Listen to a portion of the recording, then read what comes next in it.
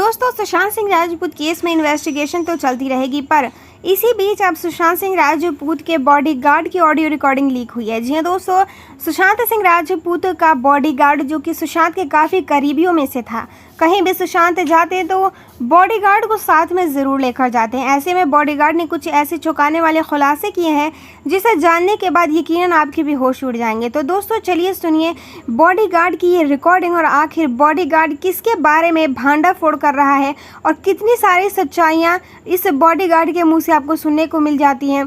Sushant Singh Rajput actually उनका दिल बहुत बड़ा था।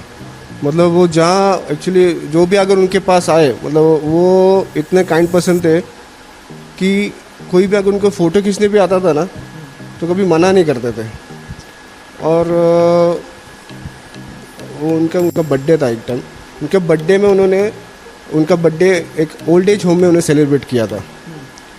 और उनको मैं उनके लिए इसके लिए याद करूँगा कि उनका दिल इतना बड़ा था क्योंकि एक कैंसर पेशेंट था हैदराबाद में।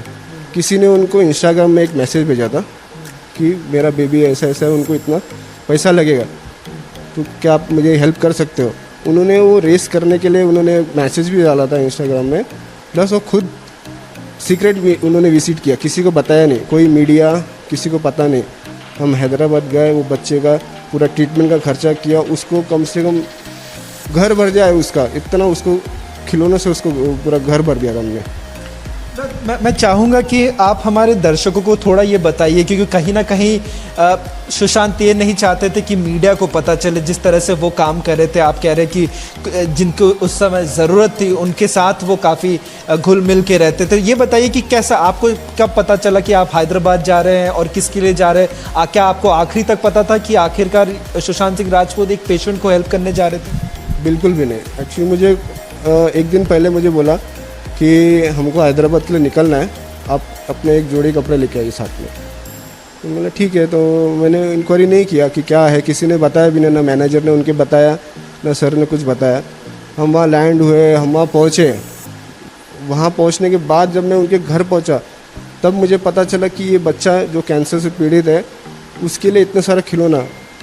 तो और उन्होंने ना उनकी फ़ोटो भी नहीं निकाली, घर के अंदर भी कहीं भी फ़ोटो नहीं निकाली कि ताकि वो लोगों तक ऐसा पहुँचे कि हम वो क्या बोलते हैं पब्लिसिटी के लिए कर रहे हैं, ऐसा कुछ भी नहीं था। वो छुप छुपा के गए और वहाँ से निकल गए।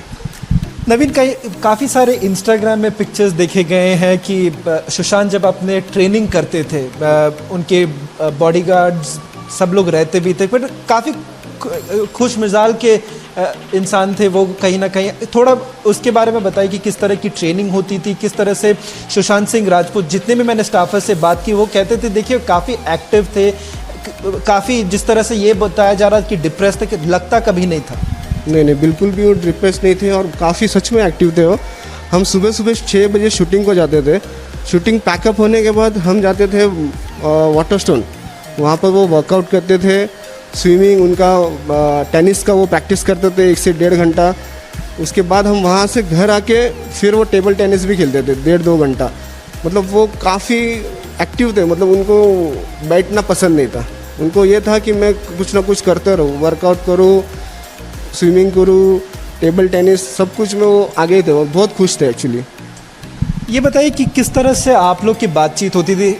जाहिर है कि ठीक है कि वो काफ़ी एक ऐसे कलाकार थे कि काफ़ी बिजी थे, तो हो सकता है कि इतनी बातचीत ना भी हो, बट आपको कुछ ऐसा याद हो जिससे आप कहेंगे कि आपके लिए एक तरह से मेमोरी, एवर लास्टिंग मेमोरी रहेगा आपके लिए? मैंने उनको एक बार कहा था कि मेरे मॉम डैड का एनिवर्सरी है सर, तो मुझे एक बाइट चाहिए था आपकी तरफ से उनके एक विश के लिए। तो उन्होंने कहा कि मैं ज़रूर दूंगा, लेकिन अब थोड़ा बिज़ी हो। तो उस हिसाब से उन्होंने नेक्स्ट टाइम बोला, लेकिन मैं बाद में हम लोग फिर बिजी शेड्यूल चल रहा था तो मैंने वो एनिवर्सरी निकल गई तो मैंने ध्यान नहीं दिया, फिर मैंने छोड़ दिया। लेकिन उन्होंने कहा कि मैं आपको बाइट ज़रूर दूंगा, आपकी मम्मी पापा को मेरी तरफ से विश कर दीजिए। उन्होंने वो कहा। वो एक्चुअली मेरी मम्मी पापा पवित्र रिश्ता बहुत देखते थे, उनके बहुत बड़े फ़ैन थे, तो मैंने इसीलिए उनके लिए कहा था। तो वो चीज़ उन्होंने कहा, वो मेरे लिए सबसे एक्चुअली वो यादगार पल था कि वो स्टाफ को भी उतना अच्छा मानते थे कि उन्होंने अच्छे से बात करके कहा कि मैं ज़रूर दूंगा आपको बाइट। नवीन, मैंने करीबन हर स्टाफ मेंबर से ये बात की हर स्टाफ मेंबर ये कहता है कि जो हादसा ये हुआ आखिरकार, लोग कुछ ये कह के छोड़ दिया कि ये सुइसाइड, बट कोई भी स्टाफर जिससे मैंने बात की वो हर कोई एक ही चीज़ कहता है कि ये सुइसाइड हो नहीं सकता। क्या कब जब आप लोग अपने बीच में भी बात करते हैं, स्टाफर लोग जो लोग उनके साथ काम कर चुके हैं, आप लोग अपने बीच में बात करते हैं, क्या बातचीत हुई अब तक? क्या आपको आप लोग के मन में अभी भी लगता है कि कहीं ना कहीं जिस तरह से एक कहीं इन्वेस्टिगेशन होना चाहिए, ऐसा इन्वेस्टिगेशन होना चाहिए जिससे सच्चाई निकल के आए? ज़रूर, क्योंकि मैं नहीं समझ सकता कि वो कभी सुसाइड कर सकते। वो इतना दिलखुश आदमी है ना, हर लाइफ हर पल एंजॉय करना चाहते थे। मतलब वो उनकी एक डायरी थी, जैसे मैंने इंटरव्यू में देखा था, वो सही कहा, उनकी एक डायरी थी, वो हर डायरी में उनकी वो बकेट लिस्ट थी उनकी, उनको वो सब पूरा करना था। अगर आदमी को मतलब वो विश पूरा करना ही है, उससे पहले आदमी क्यों सुसाइड करेगा? उनको वो करना था और वो काफ़ी हद तक उन्होंने पूरी भी कर चुके थे। तो मुझे तो लग रहा है इसके ऊपर इंक्वायरी होनी चाहिए। ये सुसाइड तो नहीं है, वो नहीं कर सकते।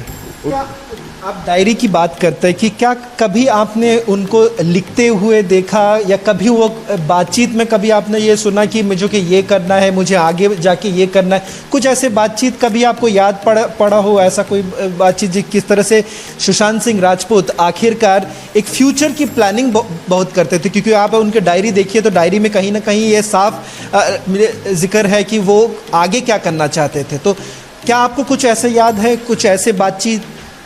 वो एक्चुअली उनके मैनेजर से बात करते थे, तब वो टाइम पे हमने सुना था कि हाँ मेरे को अभी ये करना बाकी है, मुझे ये करना है। जैसे वो डिज़नी वाला उनका एक सपना था, डिज़नी का उन्होंने पूरा कर लिया। प्लस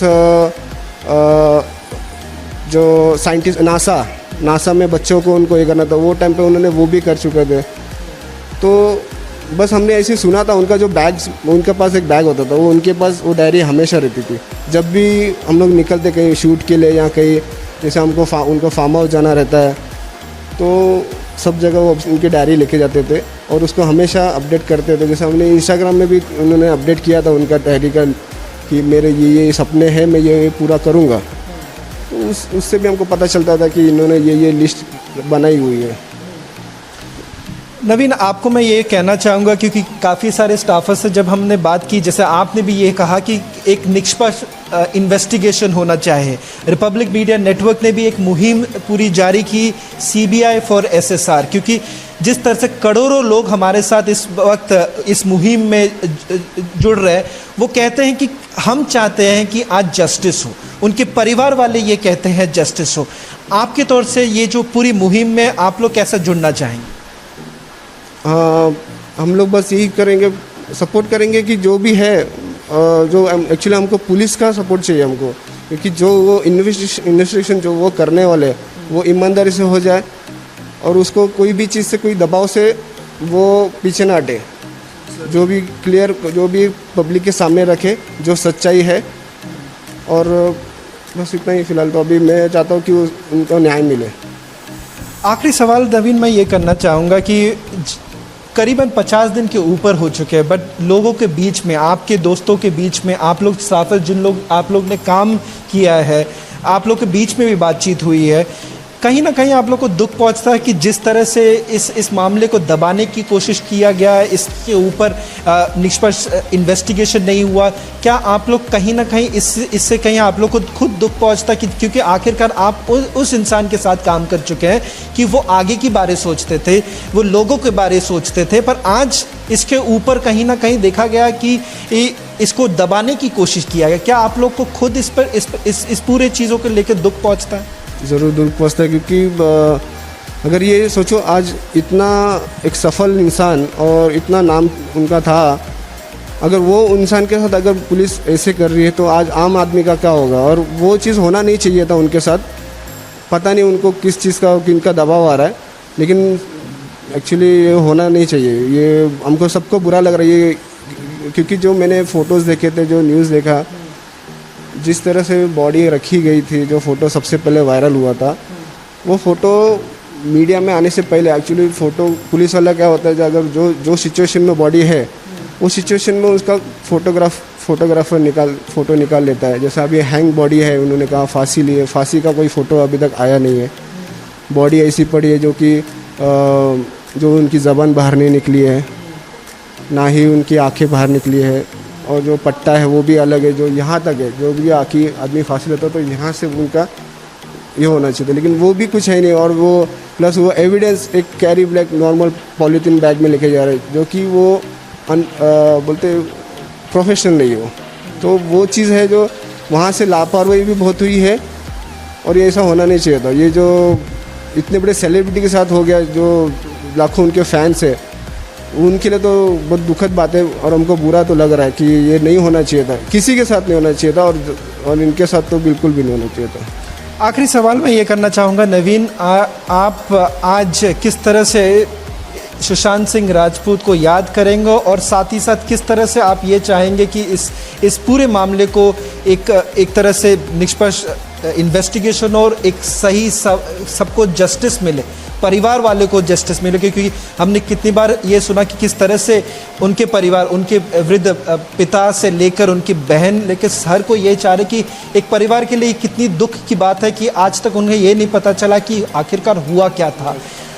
आप इस मुहिम से क्या कहना चाहेंगे परिवार वालों को और बाकी लोग जो आपकी आज ये इंटरव्यू देख रहे हैं? मैं उनके परिवार से कहूँगा कि आपके लिए कि आपको न्याय ज़रूर मिलेगा, हम सब आपके साथ हैं।